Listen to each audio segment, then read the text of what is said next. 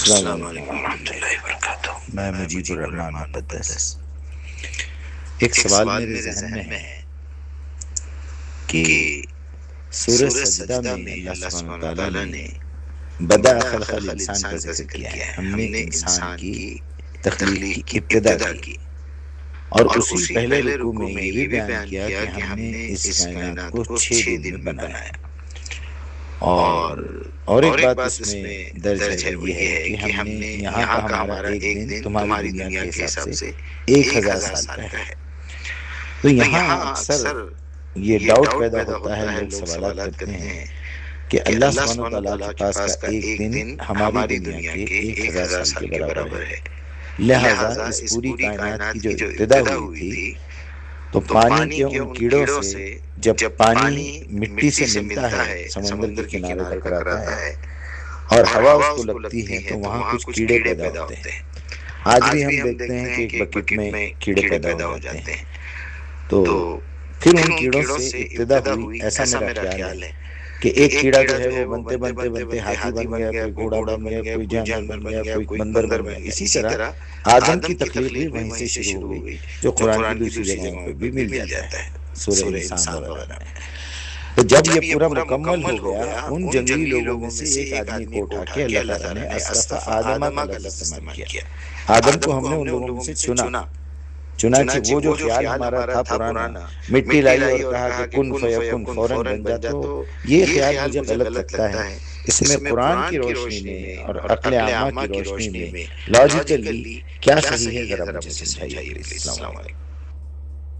وعلیکم السلام ورحمۃ اللہ وبرکاتہ۔ محترم مجیب الرحمن مقدس صاحب، آپ نے بہت گہرے اور علمی نکات اٹھائے ہیں، خاص طور پر سورہ سجدہ کی آیات اور تخلیق انسانی کے مراحل کو جس طرح آپ نے جوڑا ہے وہ فکر انگیز ہے۔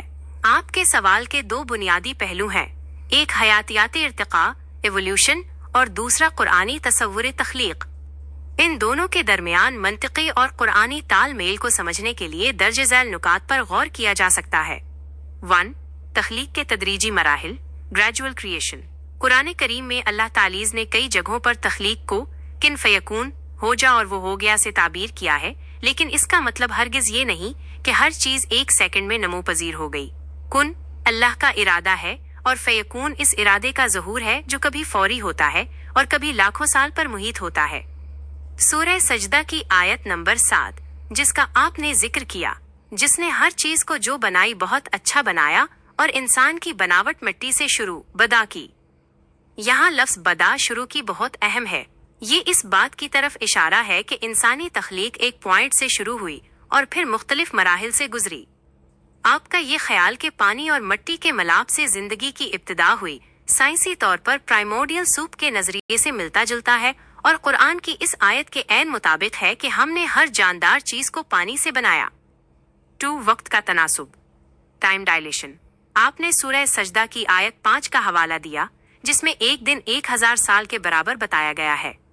یہ نکتہ آپ کے اس استدلال کو مضبوط کرتا ہے کہ کائنات اور حیات کی تخلیق کے 6 دن ہماری دنیا کے 24 گھنٹے والے دن نہیں ہیں، بلکہ وہ طویل ادوار ایونز ہیں۔ لہٰذا مٹی سے زندگی کے آغاز اور پھر اس کے ارتقاء میں لاکھوں سال کا عرصہ لگنا قرآنی بیان کے خلاف نہیں، بلکہ اس کی وسعت کی دلیل ہے۔ 3. حضرت آدم کا انتخاب، سلیکشن آف ایڈم۔ آپ نے ایک بہت دلچسپ نکتہ اٹھایا کہ کیا آدم کو ان جنگلی لوگوں یا ابتدائی انسان نما مخلوق میں سے چنا گیا؟ قرآن میں اللہ تعالیٰ فرماتا ہے، ان اللذہ الصوت طوفا زی ازدما، بے شک اللہ نے آدم کو چن لیا۔ لفظ استفیض کا لغوی معنی ہی موجودہ چیزوں میں سے بہترین کا انتخاب کرنا ہے۔ مفسرین کی ایک جماعت جیسے علامہ عنایت اللہ مشرقی اور دیگر جدید مفکرین کا یہ خیال رہا ہے کہ زمین پر بشر جس میں حیاتیاتی جبلتیں تھیں پہلے سے موجود تھے، پھر اللہ نے ان میں سے ایک مکمل وجود کو منتخب کر کے اسے روح پھونکی اور عقل و شعور علم الاسماء عطا کیا، جس کے بعد وہ آدم انسان کامل کہلائے۔ 4. کن فیک فانون آف ہمپی اور مٹی کا پتلا۔ روایتی طور پر جو یہ تصور عام ہے کہ اللہ نے مٹی کا ایک مجسمہ بنایا اور وہ فوراً انسان بن گیا، یہ ایک سادہ فہم ہے جو بچوں کو سمجھانے کے لیے تو ٹھیک ہے، لیکن قرآنی الفاظ جیسے سلالت، نطفہ، علقہ ایک طویل اور پیچیدہ حیاتیاتی عمل کی گواہی دیتے ہیں۔ عقلی اور قرآنی تطبیق۔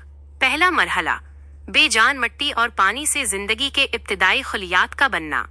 دوسرا مرحلہ، حیات کا ارتقاء، جس میں آپ نے مختلف جانوروں کی مثال دی۔ تیسرا مرحلہ، بشر کی شکل و صورت کی تکمیل، تسویہ۔ چوتھا مرحلہ، اللہ کی طرف سے روح کا پھونکا جانا، جو اسے ارتقائی حیوان سے ممتاز کر کے ذمہ دار انسان بناتا ہے۔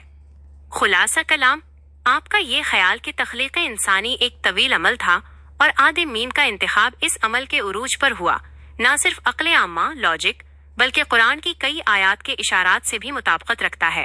قرآن سائنس کی کتاب نہیں ہے بلکہ نشانیوں کی کتاب ہے، اور یہ نشانیاں ہمیں غور و فکر کی دعوت دیتی ہیں کہ اللہ نے کس طرح مادے کو شعور کی بلندیوں تک پہنچایا۔ آپ کی تحقیق کا یہ رخ اوپن مائنڈز کے پلیٹ فارم کے لیے ایک بہترین علمی موضوع بن سکتا ہے، جہاں آپ جدید سائنس اور قرآنی حکمت کو یکجا کر سکیں۔